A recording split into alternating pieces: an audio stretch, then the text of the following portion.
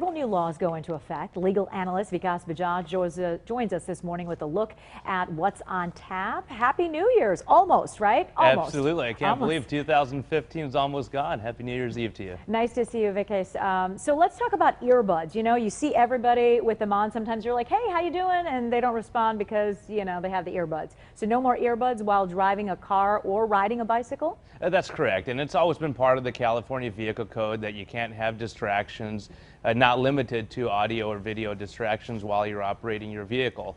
No different than when we try to operate, for instance, a DVD to play a video or operate our navigation system. There's always that warning that says, be careful, you could cause damage or harm to other people. So this basically codifies common sense, and it says you can't have an earbud covering each one of your ears to limit the auditory input that you can have, therefore making it less dangerous for Californians to drive. Yeah, well, it makes sense. Okay, so a lot of folks might have gotten those electronic, motorized skateboards. Any new laws when it comes to those? Absolutely, and I'm not sure if these are skateboards or hoverboards or what they're actually called. I know they don't actually hover, but there's some big issues with these devices that a lot of kids have. Some new laws are addressing these issues, not really the fire or danger issues yet, but the laws will say that you have to be a certain age before you can actually operate these vehicles, which they are now under the Department of Motor Vehicles Code, and that you also have to wear a helmet at all times while you're using these. These are very, very dangerous items, and the California legislators decided we need to codify some protection to make sure there aren't a lot of emergency room visits and a lot of people and our citizens getting hurt. Yeah, we showed video. I don't know if you've seen it. It's making, it's gone viral of Mike Tyson on one of those hoverboards, and he falls flat on his butt. Right. So, a lot of that. So that's a good law. State's emergency alert system is changing a bit. What are we going to see this year? It's going to be a lot easier for all of us to really understand which state of emergency we are actually in. There used to be different color gradients. There are still color gradients, red, orange, yellow, etc.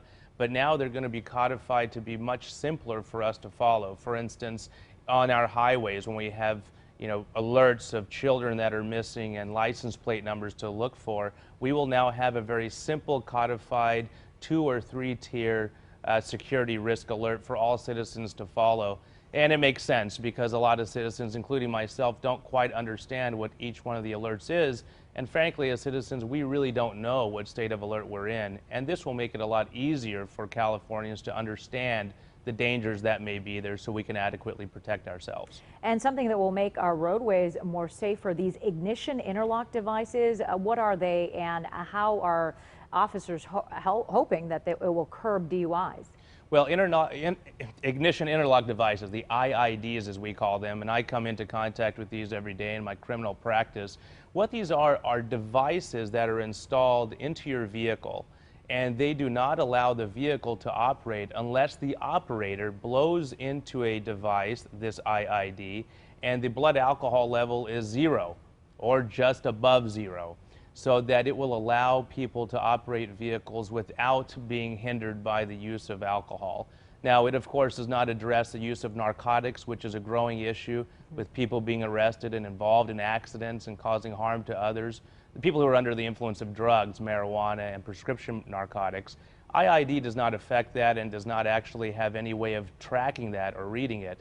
The IIDs have been very popular, especially here with the city attorney's office in San Diego. They have proven effective, and although this is local legislation for some California municipalities, we can look forward to the IID being a part and parcel of everyday business in DUIs here in San Diego. And I want to quickly get to a couple of other topics. This next one faced plenty of controversy across the nation from parents.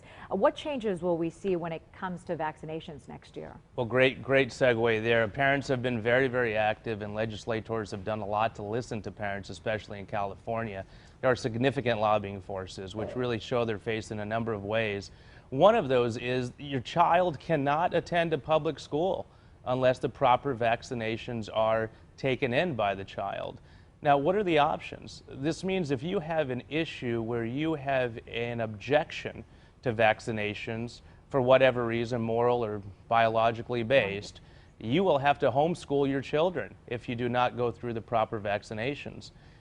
Children have also been protected in another way, and that is now there are no concealed weapons at all allowed on California campuses. Long overdue, but a great protection.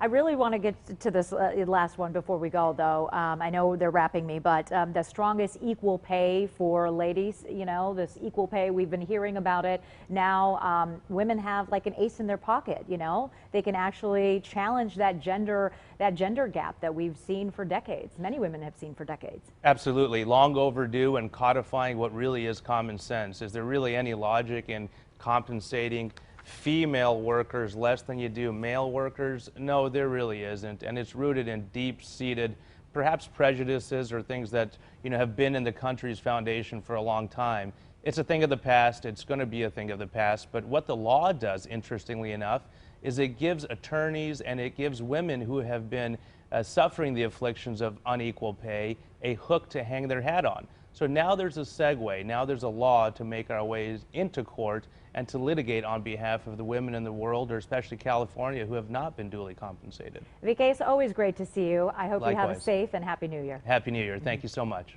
Time now for your